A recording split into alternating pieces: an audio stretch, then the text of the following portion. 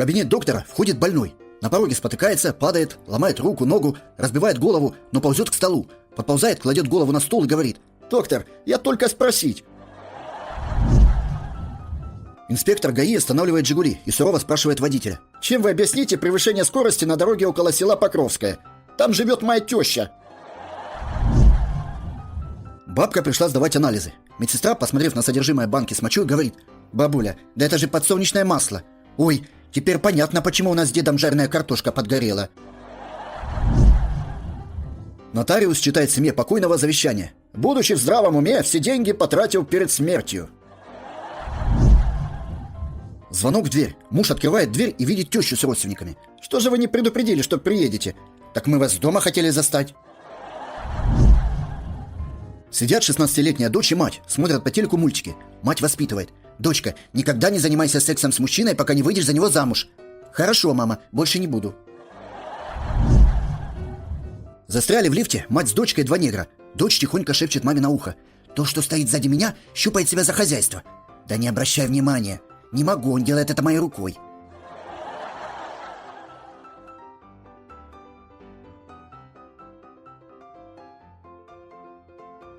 All right, everyone's presentations are done. Nick, the manager, said as he tried to move the discussion forward. Excuse me, I haven't. I recently found out something. Nick interrupted me and began to speak. There's apparently someone in this department who didn't graduate high school and is just a part-timer. Meetings should be for employees only. Absolutely right. His lackey, Mike, of course, agreed with Nick. I'm leaving. After leaving the meeting room, I started to shut down my computer. I noticed that an email had arrived, not in my personal inbox, but in the company's shared email. Thinking, there's no point in speaking up, no one will listen, I went home quietly. The next day, I heard a commotion from Nick's desk. He was staring at his computer screen, his face pale. "Nick? Is something wrong?" Mike looked at the screen with him. And he turned even paler than Nick. Why is he so angry?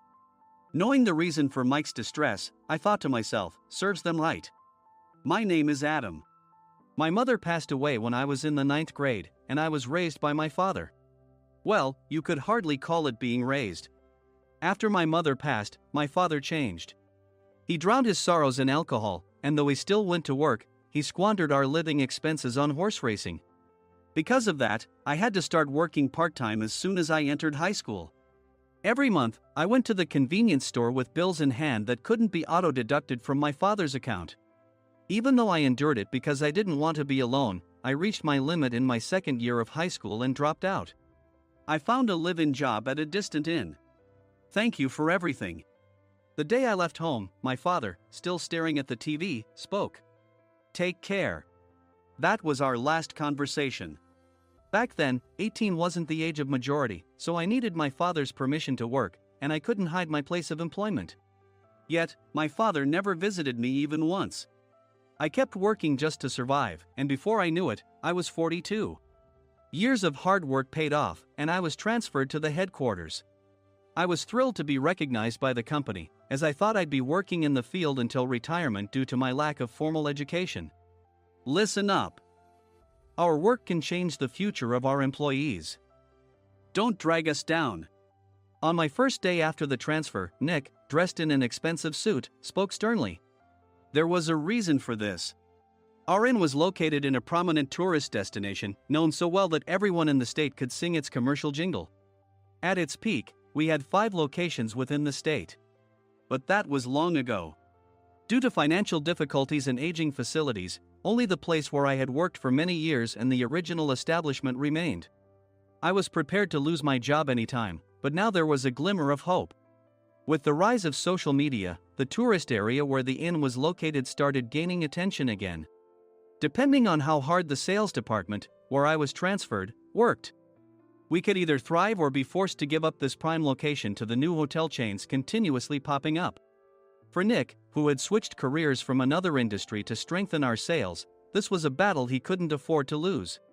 I understood why he had to be strict. I will do my best. Nick sneered at my enthusiastic declaration.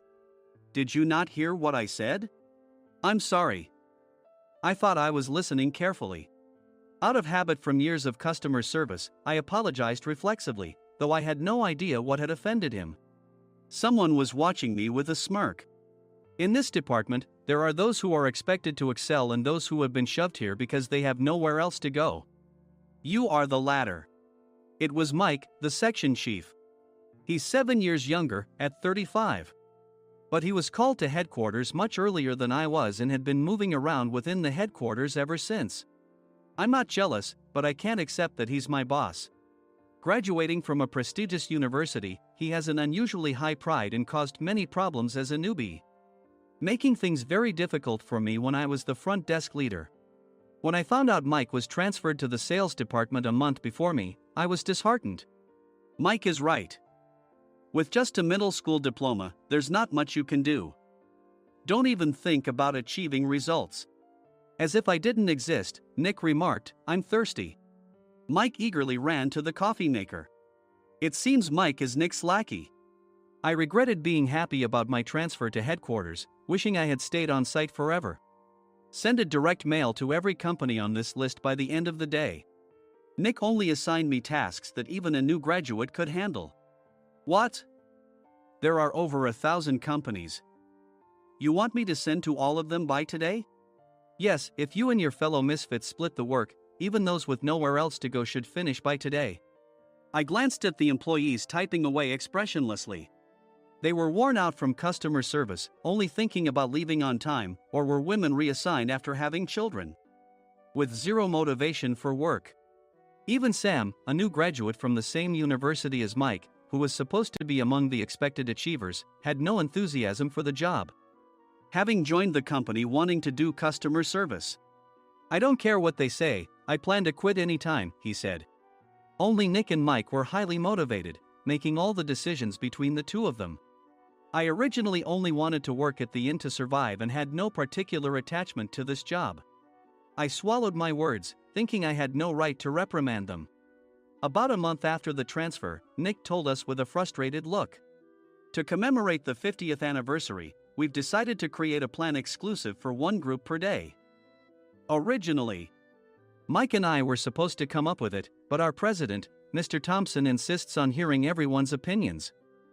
So, you all get a chance. As Nick explained, Mike began handing out prints. Make sure not to embarrass Nick. If your ideas are half-baked, you'll have to redo them. It seemed that they had printed his handwritten notes by Mr. Thompson, which included several questions and a section for free responses. It made sense why Nick had to seek our input, given that all responses had to be submitted to Mr. Thompson. We were given a week to think about it, and a meeting was scheduled to compile our ideas. My plan is to let guests enjoy both the old and modern America. Nick began the presentations. Guests would watch a master confectioner at a nearby traditional sweet shop make sweets in front of them. The welcome drink would be premium tea in a bottle. Nick's plan was certainly attractive. After his presentation, Nick called on us to present in the order we were seated. Just as I stood up for my turn. "All right, everyone's presentations are done." "Excuse me, I haven't. I recently found out something." Nick interrupted me. "There's someone in this department who didn't graduate high school and is just a part-timer." He was likely talking about me. I joined the company as a part-timer and was made a full-time employee when I turned 20. That was 20 years ago, so Nick and Mike probably had no chance to know until recently. Meetings should be for employees only. Absolutely right. After that, Nick kept creating opportunities to solicit everyone's opinions, purposefully excluding me from speaking. The meeting unexpectedly heated up and went past the scheduled end time. A few people asked to leave, and the discussion continued with the remaining few. Still here? Normally, you'd leave in that situation. Though I had no attachment to the job initially, hearing kind words from customers made me want to make them happier. For someone like me, with nowhere to go, the inn was my home and customer service was my life. I felt pathetic about my current self. "I'm leaving." I left the conference room and started shutting down my computer. I noticed an email had arrived, not in my personal inbox, but in the company's shared email. Thinking no one would listen to what I had to say anyway, I quietly went home. The next day, while preparing the DM as instructed, I heard a commotion from Nick's desk. In his haste to stand up, he hit his knee on the desk. He stared at his computer screen, his face pale. "Nick! What's wrong?" Mike, thinking he should be the first to rush over, approached Nick while still wearing his coat. He peered at the screen with Nick. And he turned even paler than Nick. Why is he so angry? Who is responsible for this company? Nick, more irritated than ever, asked, and Mike answered without checking. Probably Sam. Sam wasn't there because he was attending a morning training session for new hires. Nick gave up on getting angry and returned his gaze to the screen. They were looking at an email that arrived right after the end of the working day yesterday. Apparently, no one, including me, had checked it before leaving. The email was from a large company that used us for their annual employee trips. The president and executives of that company also frequently used our services personally. President of the company, Mr. Mason himself, had declared that neither he nor his company would ever use our services again. Well, some companies cancel their employee trips or stop using our services due to financial struggles. Let's just move on. Mike kept wiping the sweat from his forehead with a handkerchief. Knowing why Mike was so agitated, I quietly watched their interaction. Do you know how much revenue we get from that company? We can find other guests to fill the rooms, but we'll lose the banquet costs, gift shop revenue, rental car fees, and more. Moreover, the gifts were supposed to be prepared by the traditional confectionery shop involved in Nick's proposed plan. If it's known that we incurred such a huge loss at this critical time, Nick's position in the company would be jeopardized. Nick took a deep breath, seemingly trying to calm himself. All right, Mike. Go to New York right now and apologize to Mr. Mason. What? You're coming with me, right? I have urgent work to do. I trust you, which is why I'm entrusting this to you. Please. Mike, believing Nick's sincerity, agreed with a determined look on his face, saying, yes. That's Nick for you. Even if Mike went to apologize, Nick would shift all the blame onto him if the client didn't change their mind.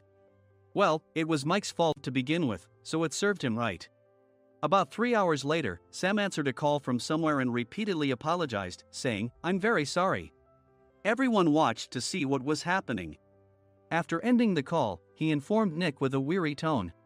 When Mike arrived at the client's company, he only made things worse, further infuriating Mr. Mason. He was demanding, get his boss here immediately. It was no wonder Sam was exhausted, dealing with such a call right after returning from training. What is that idiot doing? All right, Adam, you're coming with me. If sacrificing Mike didn't work, then I must be next. Normally, I'd want to refuse at all costs, but I saw an opportunity in this situation. If I can be of assistance, I'd be happy to join you. I obediently followed Nick, and we flew to New York. When we introduced ourselves at the reception, it became clear how serious the situation was, as the receptionist personally escorted us to the president's office. Angry voices leaked through the door, making both Nick and me uneasy. Excuse me. I'm Nick, the supervisor. I understand my subordinate has caused you trouble, and I deeply apologize. Nick, with his experience in the corporate world, knew enough to offer an apology before excuses. However, his customer service skills left much to be desired. I sighed as I saw Mike trembling like a small dog in the corner of the room. What kind of training are you giving your subordinates? Mr. Mason glared at Nick with a red face. The intensity of his gaze made even Nick take a step back. Regrettably, I joined this company only 2 years ago and was unaware of Mike's issues. I should have identified his shortcomings sooner.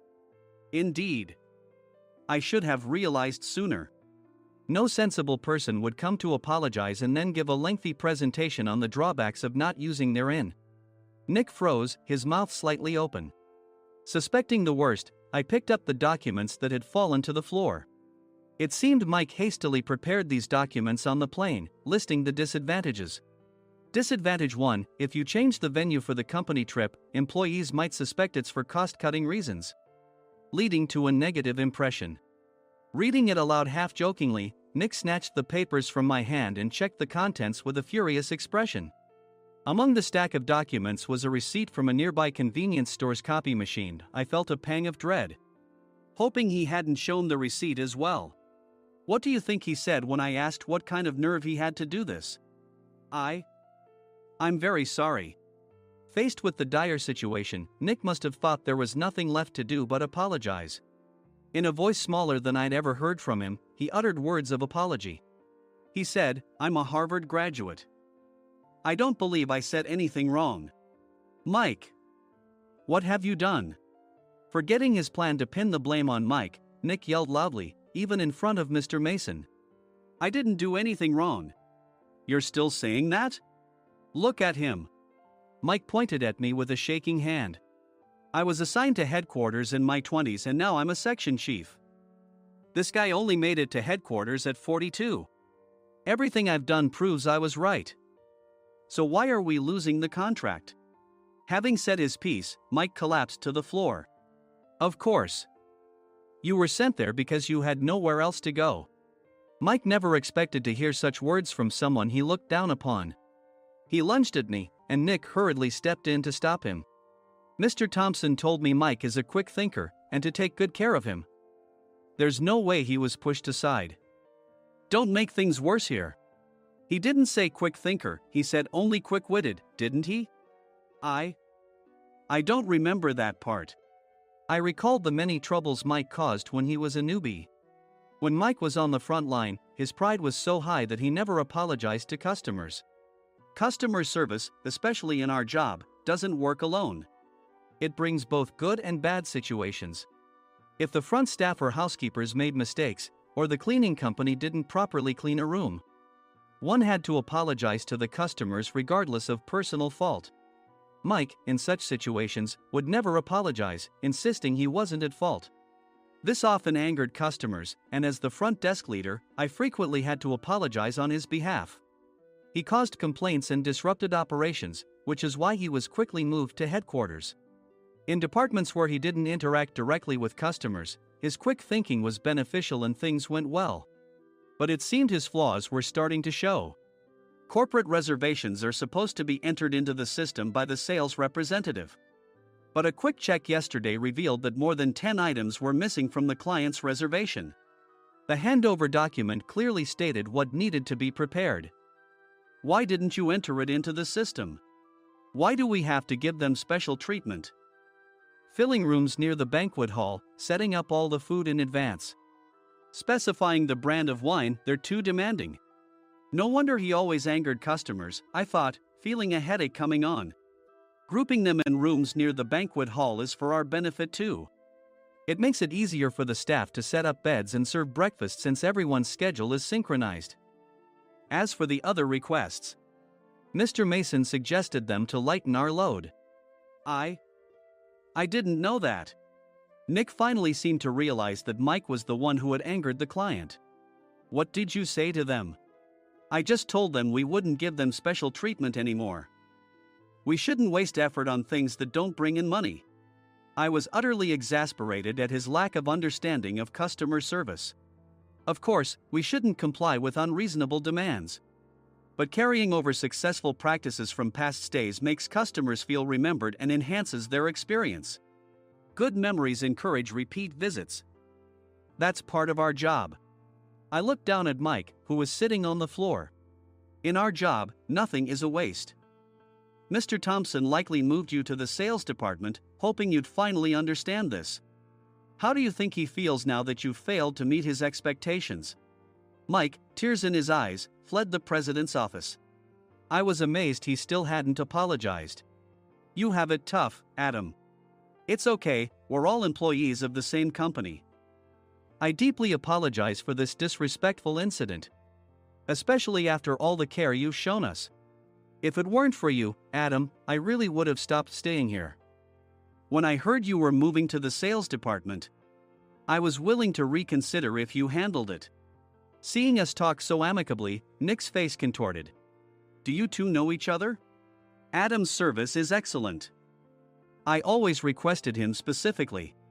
Normally, we don't accept specific staff requests, but we made an exception for Mr. Mason, adjusting my shifts accordingly. He had personally stayed at our hotel just before my transfer, and during casual conversation, I mentioned, I'm moving to the sales department soon. If I hadn't told him then, things could have been much worse. Please continue to take care of us. I look forward to it. On the return flight, Nick awkwardly offered me a can of beer.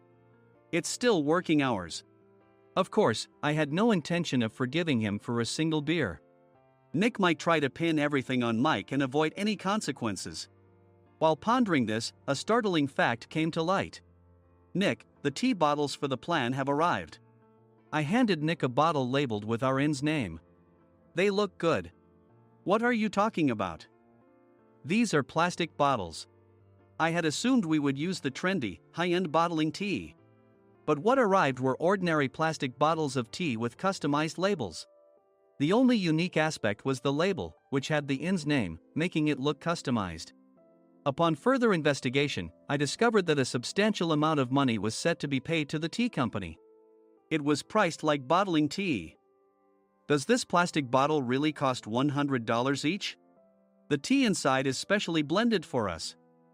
The extra cost is for that. Wouldn't it be better to use another tea company? Or is there a specific reason we must use this one? As Nick continued to make excuses, I showed him a printed email. I informed the tea company's president, Mr. Mitchell, that we discovered irregular payments and he confessed. He said you two were high school classmates and planned to split the extra money. That idiot. Why did he confess? That's not important. You should worry about yourself, this could turn into a police matter. Opening the bottle cap, I suggested. How about calming down with this tea? It supposedly has a relaxing effect. Nick drank the tea frantically. In the following days, decisions were made about their fates. Mike was reassigned to the General Affairs Department, with no chance of transfer or promotion, as per Mr. Thompson's orders. As for Nick, since the payment to the tea company hadn't yet been made, he narrowly avoided legal trouble. Instead, he was encouraged to leave the company, and to avoid further complications, Nick submitted his resignation. Rumor has it that connections between HR departments have made it difficult for him to find new employment. Even though it was good to have those two gone, something unexpected happened in the sales department. Everyone became motivated and united in refining the 50th anniversary plan. In the end, my plan was adopted. We collaborated with the Tourist Information Center to provide personalized guides. The plan, tailored to the number of guests, was truly special for the 50th anniversary. Hey, is Adam's family coming to stay? I immediately booked that special plan for my family. Sam noticed it on the reservation list and quickly picked up on it. Yes, I'm inviting my father. That's great. I might invite my parents too. I lacked the courage to face my father just as Adam. But here, with the confidence Mr. Mason praised, I felt ready. The 50th anniversary plan was a perfect opportunity to reconnect with my father. I hoped to bring back the days when we could laugh together as we once did.